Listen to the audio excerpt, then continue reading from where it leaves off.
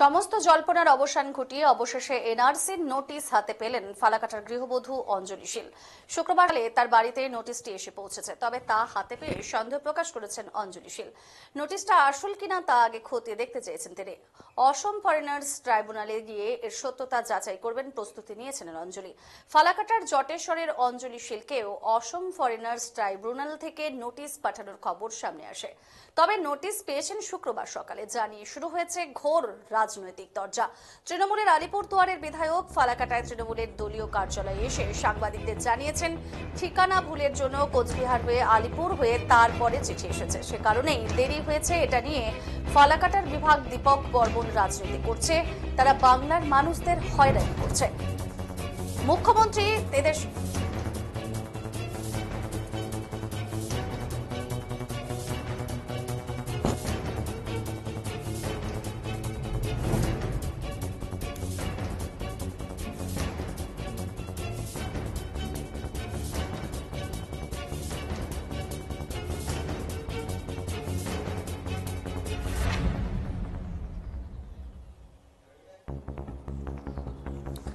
সমস্ত জল্পনার অবসান ঘটিয়ে অবশেষে এনআরসির নোটিশ হাতে পেলেন ফালাকাটার গৃহবধূ অঞ্জলি শীল।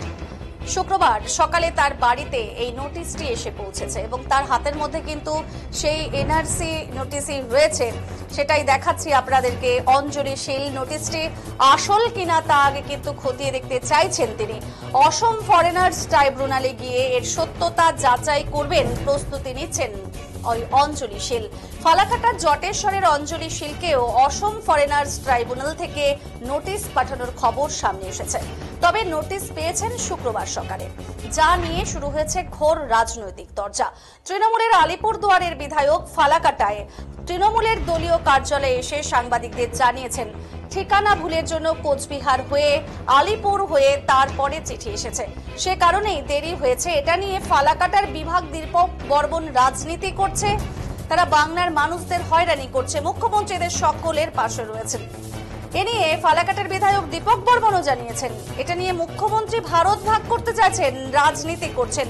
অঞ্জলি শীলের কাছে সমস্ত ডকুমেন্ট রয়েছে, তারা এটি গিয়ে শুধু দেখালেই হবে, তারা এনাদের পাশে আছেন, কোনো ভয়ের কারণ নেই।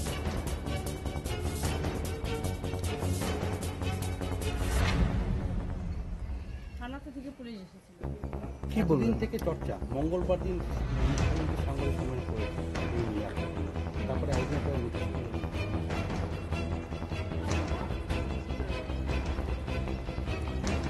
হ্যাঁ, আমার যে নোটিশটা পাওয়ার কথা ছিল, এতদিন থেকে শুনেছি যে আমার নামে নোটিশ এসেছে, কিন্তু আমি সেই নোটিশটা এতদিন পাইনি। কিন্তু আজকে সকাল 8টায় সেই নোটিশটা আমাকে থানার ওসি সাহেবরা এসে আমার হাতে দিয়ে গেছে।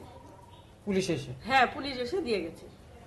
আচ্ছা, কিসের নোটিশ এটা এখন আদৌ সত্যি কি না সেটা আমি এখনো বলতে পারবো না, কারণ আমি এখনো প্রমাণ করিনি। এটাকে আমি প্রমাণ করব, তারপরে আমি বলবো। আপনাদের ডাকার দরকার হবে তখন আমি নিজেই ডাকবো আপনাদের। চাইছে আপনাকে নিয়ে গোটা রাজ্যে চলছে যে এনআরসি বিরোধী আন্দোলন। হ্যাঁ, স্বয়ং মুখ্যমন্ত্রীও এই কথা বলেছিলেন যে এনআরসির বিপক্ষে তিনি হাঁটবেন, এনআরসির প্রতিবাদে তিনি পথে নামবেন। সেদিন আপনার বাড়িতে তৃণমূলের লোকজন এসে তারাও বলেছেন যে আমরা যদি অঞ্জলি শীল নোটিশ পায় তাহলে আমরা অঞ্জলি শীলের হয়ে আন্দোলন করব। কি বলবেন এই বিষয়ে? আমি কোনো রাজনৈতিক দলে আমি আগেও যাইনি, এখনো আমি যাব না। আমার যাওয়ার হলে আমি জিনিসটাকে, আমার যে নোটিশটা আমার জন্য আসছে সেটাকে আমি আগে যাচাই করব, তারপর। এখনো পর্যন্ত পাওয়ার পর কি মনে হচ্ছে আপনার যে সত্যি না মিথ্যা? সত্যি মিথ্যা এটাকে আমি এখনো প্রমাণ করতে পারিনি। যেখান থেকে আসছে সেখানে আমার যেতে হবে, তাকে প্রমাণ করতে হবে, তারপর। আমি এটা নিয়ে এখনো কিছু বলতে পারছি না। না, ভয়ের ব্যাপার না, আমাকে এটা তো প্রমাণ করতে হবে। মানে প্রমাণ পেলে তবেই আপনি সিদ্ধান্ত জানাবেন? হ্যাঁ, সিদ্ধান্ত জানাবো। হ্যাঁ,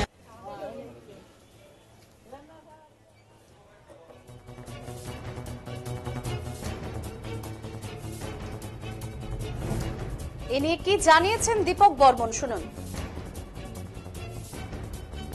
যারা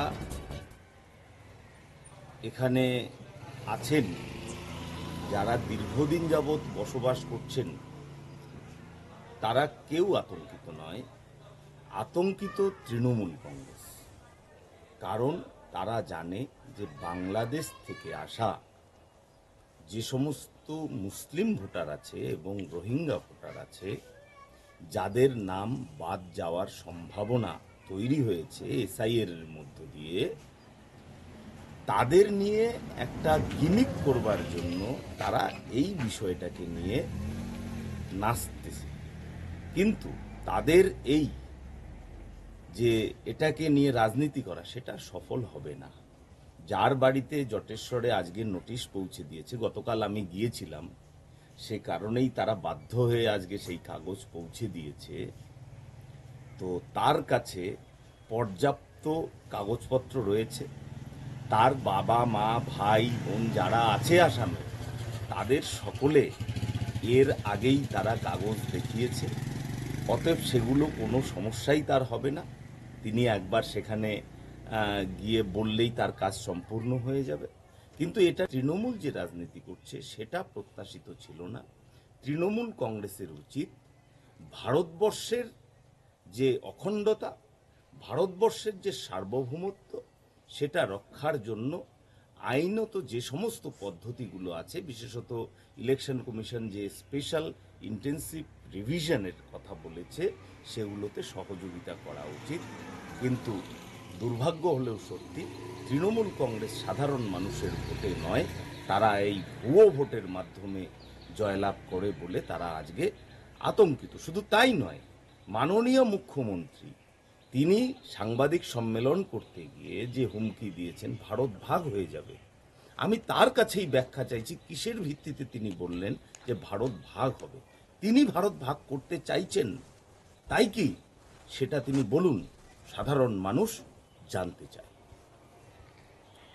দেখুন, এই নোটিশ কিভাবে এসেছে এর সত্যাসত্য আমি সে নিয়ে কিছু বলবো না, কিন্তু এটুকু আমি বলতে পারি যে এতদিন স্বাভাবিক প্রক্রিয়ায় এই মঙ্গলবার থেকে শুক্রবার হবার কথা ছিল না। এই নোটিশ তার কাছে স্বাভাবিকভাবেই আরো আগে পৌঁছানোর কথা।